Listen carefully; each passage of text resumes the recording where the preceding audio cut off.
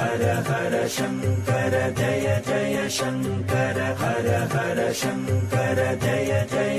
பல ஆயிரம் மைல்கள் நடந்தே போய் யாத்திரை பண்ணின கலப்பு கொஞ்சம் கூட முகத்தில் தெரியாமல் அன்றலர்ந்த தாமரை மாதிரி பக்தர்களுக்கு புன்முறுவலோட ஆசீர்வாதம் பண்ணிட்டு இருந்தார் பெரியவா. அந்த சமயத்தில் அவரை தரிசிக்க நடுத்தர வயசுக்காரர் ஒருத்தர் வந்திருந்தார். பெரியவாளுக்கு நெடுஞ்சான் கிடையா விழுந்து நமஸ்காரம் பண்ணினார். நமஸ்காரம் பண்ண கீழே விழுந்தவரால் எழுந்திருக்கவே முடியல. ரொம்ப கஷ்டப்பட்டு எழுந்தார். அவருக்கு மூச்சு முட்டித்து. அவர் சிரமப்படுறத அமைதியாக பெரியவா பார்த்துட்டு இருந்தார். அவர் தன்னை கொஞ்சம் ஆஸ்வாசப்படுத்திண்டு, சுவாமி, என் உடல்நிலை இப்படித்தான் அடிக்கடி சங்கடப்படுத்துறது, கொஞ்சம் வேகமாக நடந்தால் கூட மூச்சு வாங்கிறதுன்னார். அவர் சொன்னதுக்கு பதில் எதுவும் சொல்லாமல், நீ என்ன உத்தியோகம் பார்க்குறன்னு கேட்டார் பெரியவா.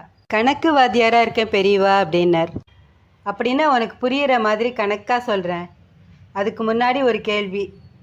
பெருமூச்சு வாங்கிறதுன்னு சொல்கிறியே, நீ உடற்பயிற்சி ஏதாவது பண்ணுறியா? சாதாரணமாக எப்படி மூச்சு விடுறதுன்னு உனக்கு தெரியுமா? பெரியவா கேட்க எல்லாருடைய கவனமும் அங்கே திரும்பித்து. வந்தவர் அமைதியாக நின்றுருந்தார்.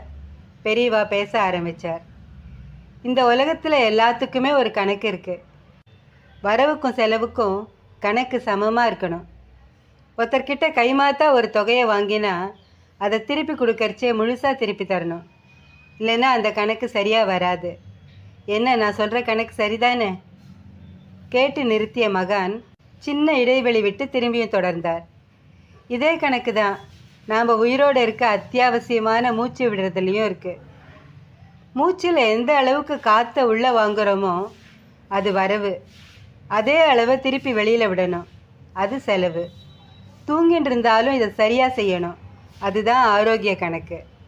உள்ளே இழுக்கிற காற்றும் வெளியில் விடுற காற்றும் சம அளவாக இருக்கா மாதிரி பழகின்றா பெரும்பாலான உடல் உபாதைகள் வரவே வராது. எது நமக்கு நல்லது பண்ணக்கூடியதோ, எது நம்மளோட வாழ்க்கையில் அத்தியாவசியமோ அதையெல்லாம் கவனிக்கிறதுல அலட்சியமாக இருக்கும். ஒரு நாளைக்கு 21,600 தடவை சுவாசிக்கணும். அதாவது ஒரு சுவாசத்துக்கு சரியாக 4 செகண்ட் எடுத்துக்கணும். இந்த கணக்கை எத்தனை பேர் சரியாக செய்கிறோம்? கோபம் வந்தால் சுவாசம் எகிர்றது, கஷ்டம் வந்தால் தாறுமாறாக போகிறது, கவலை வந்தால் சுவாசிக்கிறதுல சிரமப்படுறோம். இப்படி ஒவ்வொரு காலகட்டத்திலையும் எது முக்கியமோ அதை அலட்சியப்படுத்துகிறோம்.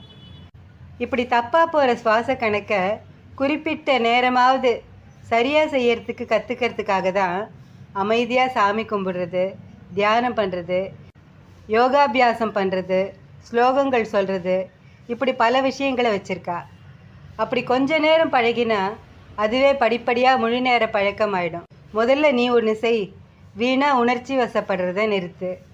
அனாவசிய டென்ஷன், வீண் கோபதாபம், விருப்பு வெறுப்பு இதுக்கெல்லாம் இடம் கொடுக்காம சாமி ஞாபகமாகவே இரு. அப்படி இருந்தால் சுவாசம் சீராகும். அதுக்கப்புறம் ஆரோக்கியம் தானாக வந்துடும், ஆயுசும் வளரும். பெரியவா சொல்லி முடிக்க பிரசாதம் வாங்கிட்டு அந்த அன்பர் நகர்ந்தார்.